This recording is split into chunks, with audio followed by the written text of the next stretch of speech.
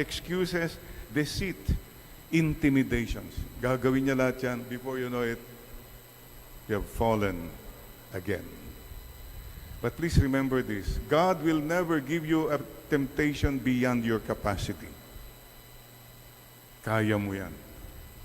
Kaya mo yan. If you seek the help of God. And maganda po yung sinabi ni Padre Pio about temptations. Padre Pio says, the devil is like a rabid dog that is tied to a leash. Nakatali po yun. Beyond that leash, hindi kanya makakagat. May limit siya. But if you come closer, you'll get beaten. Ikaw ang lumalapit. Hoy, lumapit ka. Yan. Yan po ang tawag ni Taning. Sisters and brothers, God is good, loving, and merciful. Sisters and brothers, please be strong personally, be strong and united as a family, and mga kapatid, let's also pray for our beloved country, the Philippines. Happy Independence Day po, June 12. Within and without. Ayan, sa labas ng Pilipinas, mayroon daw nag-aangkin na sa kanila ato lahat.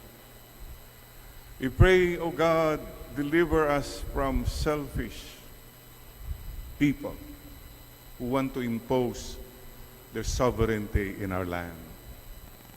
Sana, Lord, spare us, defend our shores. Let's pray. Yan po yung outer row.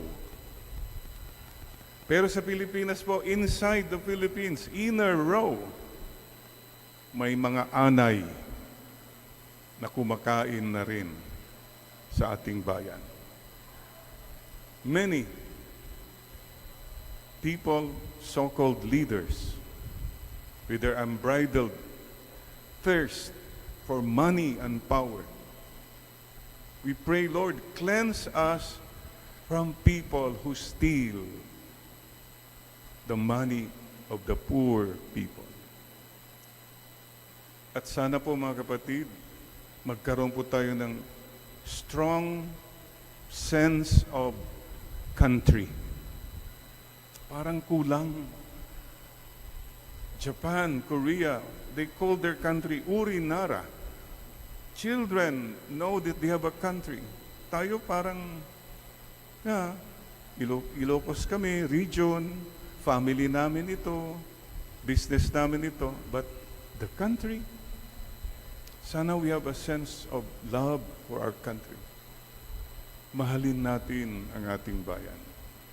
Lahat po tayo. At mawala na sana yung mga anay. They're the ones corrupting our country. Big prayers, bold prayers, yes, but they have to be said anyway. Kailangan po ng ating bayan ang pagmamahal ng bawat isa. Sakripisyo ng bawat isa. So mga kapatid, we bow our heads today. O Lord, you are with us. And if you are with us, who can go against us? We believe in your words na hindi mo po niyo kami pababayaan in our temptations, in our hours of darkness and weakness.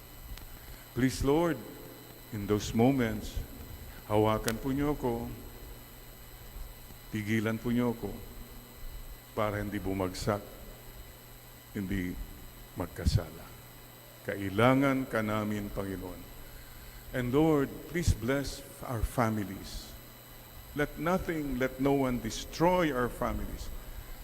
May mga batas na sisira sa pamilya, sana po wag mangyayari yan, Panginoon. Help us to be strong and to be united in all our trials and temptations. Sisters and brothers, stay focused. His will, His way, His time. Not my will, not my way, not my time. If you're focused on His will, His way, His time, you have peace and you are strong. Thy will be done, O Lord. Your way, we'll believe you will make a way, and you make all things beautiful in your time. Amen, Lord. Amen.